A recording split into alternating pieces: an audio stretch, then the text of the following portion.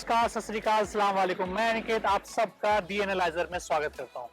बच्चों, आज जो है डेट है 4 फरवरी और पूरे पैन इंडिया में आईपीएस पीओ मेंस का एग्जाम कंडक्ट करवाया जा रहा है।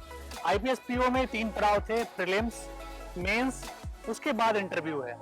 बच्चे ने जो है प्रीलिम्स एग्जाम जो है क्लियर किया, आज मेंस का एग्जाम क्लियर कर रहे हैं।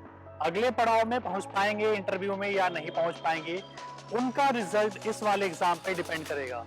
उन्होंने साल भर मेहनत किया है, अगले पड़ाव में पहुंचेंगे या नहीं पहुंच पाएंगे ये डिपेंड करेगा उनके आज के एग्जाम के, आज के परफॉर्मेंस पे। उन्होंने कितनी मेहनत की है, कितने अच्छे तरीके से वो एग्जाम दे पाते हैं, टाइम को किस तरीके से मैनेज करते हैं, सभी कुछ उनको डिपेंड करेगा अगले पड़ाव में पहुंचाने के लिए।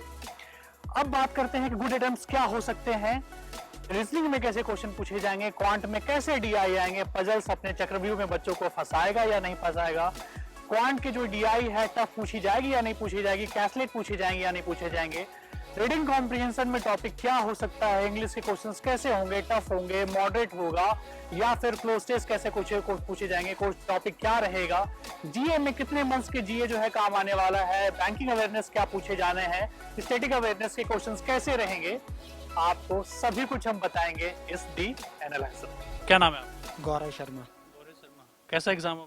अच्छा हुआ। कितने अटेम्प्ट किए? 97। कुछ पेपर में चेंजेस देखने को मिले?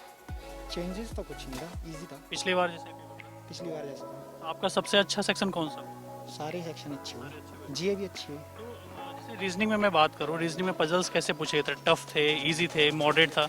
अच्छा, आपने लिख के आया कौन से पजल थे, एक बार बताएंगे? मैंने भी जैसे कि पजल थे, एक सर्कुलर में था, 4 स्क्वायर में बैठे हुए हैं 8 पर्सन्स, और उसके बाहर एक और स्क्वायर है। जो बैठे हैं वो आउटसाइड फेस करके बैठे हैं, जो बाहर बैठे हैं वो इनसाइड फेस करके बैठे हैं। एक स्क्वायर बेस्ड था, एक 7 फ्लोर थे और 7 सिटीज थी, और एक 12 पर्सन्स थे, डेट थी, बट उसमें थोड़ी कंडीशंस थी। डे बेस्ड वाली कह सकते हैं। हाँ, उसमें ये कंडीशंस थी कि जो हाफ ईयर से पहले, जून से पहले पैदा हुए हैं, वो एम से पहले आएंगे, मींस काइंड ऑफ एम से पहले जितने भी अल्फ़ाबेटिकल ऑर्डर्स हैं, और अगर उनका इवन नेम है, मींस अल्फ़ाबेट्स इवन हैं नेम के, तो उस पर कोई ऐसे कंडीशंस लगा रखी थी, ऐसे करके सॉल्व था, मींस सिंगल वेरिएबल था but condition based. Data sufficiency से कितने? डेटा सफिशिएंसी से कोई क्वेश्चंस नहीं था। क्वेश्चंस थे तो डेटा सफिशिएंसी में ऐसे क्वेश्चंस थे कि जैसे कि कोडिंग डिकोडिंग आती है, Chinese coding decoding, 2 Chinese statement 1 में चाइनीज कोडिंग डिकोडिंग स्टेटमेंट 2 में दे दी, काफ़ी बड़ी 2 नंबर की थी वो। फिर उसके बाद स्टेटमेंट 3 अलग से दे दी, और फिर ये पूछा हुआ था कि ये कौन सी स्टेटमेंट 3 इसके साथ मिलके बनेगी, या फिर स्टेटमेंट 1 और 2 के साथ ही हो जाएगी, या फिर किससे सॉल्व हो जाएगी। लॉजिकल से कितने क्वेश्चन थे? लॉजिकल से 3-4 क्वेश्चंस थे। हाँ, और बाकी अगर मैं डीआई की बात करूं या इंग्लिश की बात करूं, वो कैसे सेक्शन? इंग्लिश बहुत इजी थी, काइंड ऑफ 3-4 पैसेजेस थे, और उसके अलावा कुछ क्वांट में मेरे को तो इजी लगा वैसे। बच्चे चलिए, गौरव, ऑल द बेस्ट आपको। क्या नाम है आपका मैम? दीपा। कैसा एग्जाम हुआ मैम? ठीक हुआ सर। कितने अटेम्प्ट की टोटल? मैंने 76। आपका ये फर्स्ट अटेम्प्ट था, कब से तैयारी कर रही है? सेकेंड अटेम्प्ट था। तो आपने जो पेपर देखा, जैसे रीजनिंग, मैथ्स जो है, क्वांट और जीए, तो आपको सबसे अच्छा सेक्शन कौन सा लगा? मतलब सबसे आपके लिए जो है करने वाला सेक्शन, आपके लिए बेहतर सेक्शन कौन सा? वैसे तो सर ये सबका पर्टिकुलराइज होता है, किसी की कोई स्ट्रेंथ होती है, किसी की कोई होती है। वैसे मतलब रीजनिंग तो है वो ठीक था, मतलब कि थोड़ा लेंदी था। जैसे जनरली होता है कि छोटे क्वेश्चन जो होते हैं वो इजी मिलते हैं, आप जल्दी जल्दी कर लेते हो, बट अब ऐसा नहीं था, थोड़े लेंदी क्वेश्चन थे। और क्वांट ठीक था, क्वांट पहले से बहुत बेटर था, मतलब पहले बहुत ज़्यादा टफ था लास्ट टाइम, बट अब की बार ठीक था। मतलब ये कैसा आया था? जी ठीक था सर। कितने मंथ से पूछे गए थे लगभग? नवंबर से थे, दिसंबर से थे, 1-2 क्वेश्चन सितंबर से भी थे। बाकी कुछ लगते एक दो जो बहुत रिनाउंड क्वेश्चंस हैं, लाइक बीए में, मतलब बैंकिंग अवेयरनेस में जो भी यूसीबी का रहता है क्वेश्चन। इंग्लिश में आपने जैसे आरसी देखा होगा, रीडिंग कॉम्प्रिहेंशन होगी, कौन से टॉपिक पूछे गए थे? कौन सा टॉपिक था, मतलब क्या? एक तो आर्टिफिशियल इंटेलिजेंस पे था। हाँ जी। क्लोज टेस्ट था क्या? क्लोज टेस्ट या फिलर्स था? फिलर्स था। हाँ, फिलर्स था, और सर एक रीअरेंजमेंट का भी क्वेश्चन था, मिक्सअप करके। तो डीआई कितना पूछा गया था? जैसे क्वांट आपने बताया कि क्वांट इतना लेंदी नहीं था, तो डीआई कितने क्वेश्चन थे? क्या क्या डीआई था? बार ग्राफ था, लाइन था, या फिर जो है पाई था? क्या पाई चार्ट था सर। टेबुलर भी था, पाई चार्ट भी था, और एक लाइक केसलेट करके भी था, मैन वुमेन वाला, हाँ वो भी था। बाकी अगर मैं बात करूँ जैसे अर्थमेटिक के क्वेश्चन, तो अर्थमेटिक के क्वेश्चन भी टफ थे या नॉर्मल थे क्वेश्चन? सर जनरली मैंने ना डीआई अटेम्प्ट किया है। हाँ, तो मेरा मतलब मुझे लग रहा था कि मैं कर सकती, तो मेरा हो भी गया था वो। उसके बाद तो थोड़े लास्ट वाले बच्चे थे, फिर वो मैंने 1-2 क्वेश्चन अटेम्प्ट करे। एक एजी से क्वेश्चन था लास्ट में, वो मैंने किया था, बस बाकी तो ठीक। ढेर सारी शुभकामनाएं। Thank you sir. तो हमारे साथ जो है धीरज बने हुए हैं। धीरज से हम पूछते हैं कि एग्जाम कैसा हुआ, उन्होंने कैसा एग्जाम दिया, कितने उन्होंने टोटल अटेम्प्ट किया। धीरज आपका स्वागत है। कैसा एग्जाम हुआ आप? Exam sir moderate too difficult था और 66 अटेम्प्ट हुआ मेरा। पेपर अगर देखें जो पहले ईयर के पिछले ईयर्स के कंपैरिजन में, या जो है आपने पहले पेपर जो है पहले भी दिया होगा, तो पेपर टफ था या मॉडरेट था या आपके हिसाब से पिछले ईयर जैसा ही था? पेपर टफ था सर कंपेयर में। अगर आप चारों सेक्शन में अगर देखें, जैसे रीजनिंग है, क्वांट है, जीए है, इंग्लिश है, तो आपको चारों सेक्शन में मतलब कैसा लगा कि पेपर जो है कि कौन से आप पेपर हर साल देते हैं, अगर हर साल आप देने आते हैं पेपर, पहले से तैयारी कर रहे हैं, तो पेपर आपको किसमें लगा? जैसे क्वांट टफ लगा या रीजनिंग टफ लगा या इंग्लिश टफ? सबसे टफ सर क्वांट था, उसके बाद फिर रीजनिंग और फिर इंग्लिश, फिर जीए। तो रीजनिंग में जैसे मैं बात करूँ, रीजनिंग में कुछ चेंजेस देखने को मिला, कुछ डिफरेंट टाइप से पजल देखने को मिला? नहीं, उसी को थोड़ा नए तरह से पजल वगैरह थी, कंडीशन थी नई तरह से, और थोड़ा उसमें कंडीशन, हर पजल में कंडीशन वगैरह डाल दिए थे, जिससे थोड़ा लेंदी लग रहा था, बट वो करने पे फिर हो रहा था। किस किस टाइप के पजल थे, थोड़ा सा एलिब्रेट करेंगे? जैसे एक था उसमें 7-8 पर्सन के नाम दिए हुए थे और वो डेट और मंथ के ऊपर पजल था, और वो कुछ लाइक कर रहे थे, और उसमें ऐसा कंडीशन दिया था कि जो नंबर ऑफ लेटर्स इवन है तो और डेट को बॉर्न हुआ है, और जो वाइस वर्सा फिर जो डेट मंथ ईयर वाले पजल थे और इसमें जो है ढेर सारे कंडीशन इन्होंने दे रहे हाँ। हैं। दूसरा और कोई सब? और एक पजल था जैसे कि कैटेगरी बेस पजल था, तो उसमें डिपार्टमेंट दिए हुए थे और पर्सन दिए हुए थे और उनका एज दिया हुआ था, तो उसमें भी कंडीशन था कि जो ए में है वो ऑड ईयर वाले हैं और जो बी में है वो इवन ईयर वाले हैं, तो इस तरह से कंडीशन में बहुत ज़्यादा पॉसिबिलिटी। डेटा सफिशिएंसी पूछा गया? हाँ, डीएस था, 3 क्वेश्चन थे डीएस से, लेंदी थे बट बहुत। हाँ, अगर मैं लॉजिकल क्वेश्चन की बात करूँ, लॉजिकल क्वेश्चन कितने थे? लॉजिकल तो ज़्यादा नहीं थे इस बार, लॉजिकल 2 से 3 ही थे। हाँ, 3 क्वेश्चन तो थे। टफ थे? कैसे थे? टफ थे, वो भी काफ़ी लेंदी थे, मतलब पढ़ने में टाइम ही लग रहा था। Kind of RC? हाँ, आरसी के शॉर्ट आरसी कहते हैं। Short RC. हाँ, अगर मैं जैसे ये रीजनिंग का ओवरऑल दिया, रीजनिंग में जैसे अगर मिसलेनियस में मैं बात करूँ, इनइक्वलिटीज, लॉग्स या फिर जो कोडिंग, ऐसा कुछ आया? Direction, blood? डायरेक्शन का था क्वेश्चन, कोडेड डायरेक्शन था, बट वो एक ही मार्क्स का था और वो भी थोड़ी डिफिकल्ट थी। और ब्लड रिलेशन या फिर डायरेक्शन? ब्लड रिलेशन कोडेड था और वो भी काफ़ी लेंदी था, उसमें स्टेटमेंट वाइज दिया हुआ था, 2 स्टेटमेंट दिया था, उसके बाद फिर उसमें डीएस बना हुआ था कि किससे क्या कौन सा रिलेशन कर रहा है, ऐसा करके। ये तो आपने रीजनिंग जो है बता दिया। अब क्वांट पे आते हैं, तो क्वांट में डीआई कौन कौन से देखने को मिली या फिर कैसा था, उसका लेवल कैसा था? क्वांट में एक टफ डीआई थी जिसमें number of illiterate male person दिया हुआ था, वैसे ही फिर लिटरेट मेल का दिया था और परसेंटेज ऑफ मेल दिया था, उसके बाद फिर फीमेल का दिया था, तो ऐसे करके बहुत लेंदी डेटा बन गया था। उसके बाद फिर उसमें क्वेश्चन भी थे, क्वेश्चन भी 4-5% के लंबे लंबे थे। जस्ट कैसलेट पूछा गया था? कैसलेट 2 थे। हाँ, एक टाइम स्पीड डिस्टेंस के ऊपर था और एक स्ट्रीम बी में गर्ल्स और बॉयज़ हैं उसके ऊपर था।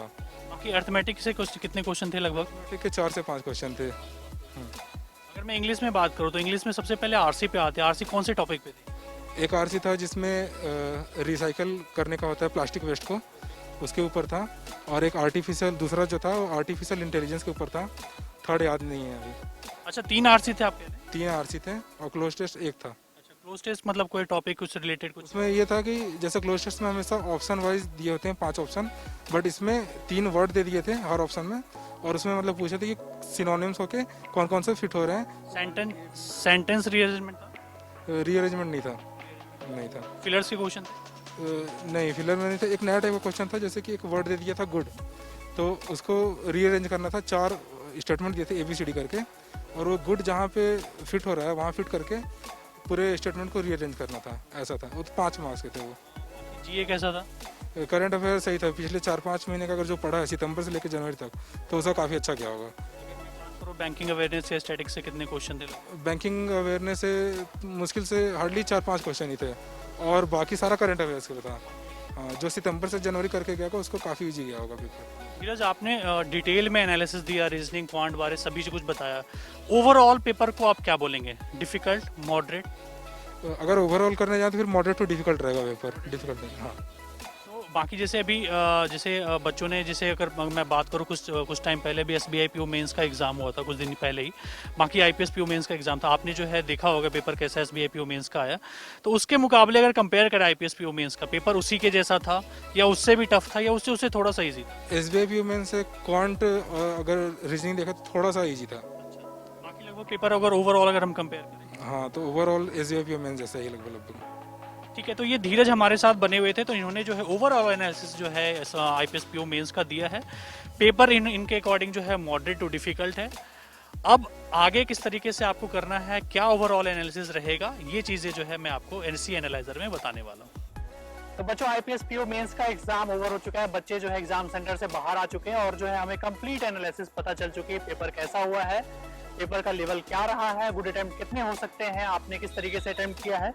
तो हम जो है डिटेल एनालिसिस बताएंगे। हम स्टार्ट करते हैं सबसे पहले जो है इंग्लिश से। इंग्लिश में जो है कौन कौन से टॉपिक से क्वेश्चन पूछे गए, कितने नंबर के क्वेश्चन थे, उनका लेवल क्या था और गुड अटेम्प्ट कितने होने चाहिए। तो रीडिंग कॉम्प्रिहेंशन की बात करें तो रीडिंग कॉम्प्रिहेंशन से जो है 12 क्वेश्चन पूछे गए थे। इसमें जो है आपका इकोनॉमिक सर्वे से जो है एक RC था, दूसरा आपका फिशरी से जो है, और एक कह सकते हैं वाटर क्राइसिस जो है वो कि इन इंडिया में जो है, इससे जो है रिलेटेड आपका RC पूछा गया था। वर्ड रीअरेंजमेंट के क्वेश्चन थे, इसे 4 क्वेश्चन पूछा गया था।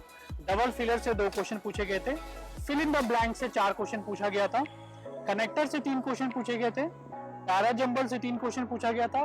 क्लोज टेस्ट से जो है 4 क्वेश्चन पूछा गया था और फ्रेज रिप्लेसमेंट से 3 क्वेश्चन पूछा गया था। अगर मैं बात करूं पूरे सेक्शन की ओवरऑल, तो पूरे सेक्शन जो है टोटल इसमें इंग्लिश लैंग्वेज में 35 क्वेश्चन था और इसका लेवल जो है मॉडरेट टू डिफिकल्ट लेवल में ये था।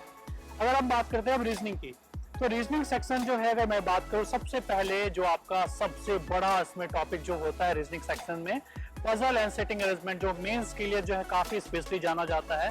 28 क्वेश्चन पूछे गए थे। यस माय डियर, 28 क्वेश्चन जो है पजल एंड सेटिंग अरेंजमेंट से पूछा गया था और इसमें ढेर सारे जो है अलग अलग टाइप के जो है पजल थे। आपका लीनियर पजल पूछा गया था, स्क्वायर था, कॉन्सेंट्रिक स्क्वायर थे, एक स्क्वायर के आप इनसाइड और आउटसाइड दोनों साइड से स्क्वायर था। उसके बाद आपका डेट बेस्ड पजल था, सर्टेन बेस्ड पजल था, सर्टेन नंबर ऑफ पर्सन वाले पजल थे। तो टोटल जो पजल था 28 था और इसका लेवल जो है मॉडरेट टू डिफिकल्ट कह सकते हैं, क्योंकि कुछ जो है पजल जो है मॉडरेट भी थे लेकिन कुछ पजल जो है बिल्कुल जो है डिफिकल्ट लेवल का था। बच्चों का जो है दिमाग वहां पे घूम गया। तो अगर मैं बात करूं अगले जो है, अगर हम बात करें तो कोडेड डायरेक्शन डिस्टेंस से जो है 2 क्वेश्चन पूछे गए थे। लॉजिकल रीजनिंग से टोटल 4 क्वेश्चन पूछा गया था। ब्लड रिलेशन से 3 क्वेश्चन पूछा गया था, कोडेड ब्लड रिलेशन था। इनपुट आउटपुट से 5 क्वेश्चन पूछा गया था और डेटा सफिशिएंसी से 3 क्वेश्चन पूछा गया था। लेकिन डेटा सफिशिएंसी भी क्या था, लेंदी था। इसमें भी जो है आपको डिफरेंट टॉपिक्स के डिफरेंट टॉपिक से जो है डेटा सफिशिएंसी में पूछा गया था। 45 क्वेश्चन थे रीजनिंग में। इसका पेपर जो है मॉडरेट टू डिफिकल्ट हमने रखा क्योंकि यहाँ पे जो है कुछ टॉपिक्स जैसे ब्लड रिलेशन थे या कोडेड डायरेक्शन थे, यहाँ पे जो है आपको थोड़ा सा मॉडरेट लिखा। लेकिन जो है अगर ओवरऑल पेपर की बात करें तो पेपर को आप डिफिकल्ट कह सकते हैं रीजनिंग का। उसके बाद अगर मैं DI की बात करूं तो डेटा इंटरप्रिटेशन से 12 क्वेश्चन पूछे गए थे। यहाँ पे आपका एक कैसलेट DI पूछा गया था, कैसलेट DI 2 पूछे गए थे। उसके बाद जो है आपका टेबुलर DI था, तो यहाँ पे 12 क्वेश्चन था। डेटा सफिशिएंसी से 4 क्वेश्चन पूछे गए थे। अर्थमेटिक से 5 क्वेश्चन था। लाइन ग्राफ से 5 क्वेश्चन था। पाई चार्ट से 6 क्वेश्चन था। रॉन्ग नंबर से 3 क्वेश्चन थे। 35 क्वेश्चन थे टोटल जो है आपके DI से। और अगर DI की बात करें तो क्वांट से टोटल जो है 35 क्वेश्चन थे। अगर क्वांट की लेवल की मैं बात करूं तो क्वांट का लेवल भी जो है डिफिकल्ट था। कुछ क्वेश्चन आपको ऑब्वियस है मॉडरेट दिखे होंगे, लेकिन ओवरऑल में बात करूं तो ओवरऑल जो है पेपर क्वांट का जो है डिफिकल्ट रहा है। अगर मैं GA की बात करूं तो GA जो है अलग अलग टॉपिक से यहाँ पे आपके करंट अफेयर से जो है ज्यादातर क्वेश्चन पूछे गए थे। बैंकिंग अवेयरनेस से था, स्टैटिक अवेयरनेस से क्वेश्चन जो है बिल्कुल कम क्वेश्चन पूछा गया था। लेकिन करंट अफेयर्स जो पिछले 5-6 महीने का जो करंट अफेयर्स करके गए हैं उनके लिए जो है GA का सेक्शन करना थोड़ा सा इजी रहा था बाकी के मुकाबले। अब मैं बात करता हूँ गुड अटेम्प्ट की। तो गुड अटेम्प्ट जो है हम स्टार्ट करेंगे सबसे पहले डेटा एनालिसिस एंड इंटरप्रिटेशन से। इसमें जो है 11 से 14, हमने 11 से 14 जो है गुड अटेम्प्ट रखा है और इसकी difficulty level moderate to difficult रखा है हमने। रीजनिंग बात करें रीजनिंग सेक्शन की तो इसमें हमने 13 to 17 जो है गुड अटेम्प्ट रखा है और जो ये पेपर जो है डिफिकल्ट था जैसा कि मैंने आपको बताया। जनरल अवेयरनेस से 18 से 22 हमने जो है यहाँ पे गुड अटेम्प्ट रखा है। इसका लेवल जो है मॉडरेट टू डिफिकल्ट था। इंग्लिश लैंग्वेज जो है 13 to 16 हमने गुड अटेम्प्ट रखा है, उसका लेवल जो है डिफिकल्ट था। और टोटल जो है यहाँ पे क्वेश्चन 55 to 60 जो है हमने गुड अटेम्प्ट में रखे हैं। और ओवरऑल जो है अगर मैं बात करूँ एग्जाम लेवल का, तो एग्जाम जो है आपका डिफिकल्ट था। कुछ टाइम अभी कुछ ही दिनों पहले SBI PO मेंस का एग्जाम हुआ था, पेपर उसमें भी डिफिकल्ट देखा गया था। आज IPS PO मेंस का एग्जाम हुआ है, पेपर जो है ऑब्वियसली डिफिकल्ट है, लेकिन काफी बच्चे जो है अच्छे करके आए हैं। मैं सभी बच्चों को ढेर सारी शुभकामनाएं देता हूं अगले पड़ाव में, ताकि अगले पड़ाव वो क्लियर करें और जो है फाइनली IPS PO बने और IPS PO का एग्जाम क्रैक करें और बैंकर बने। आपको ढेर सारी शुभकामनाएं, ऑल द बेस्ट।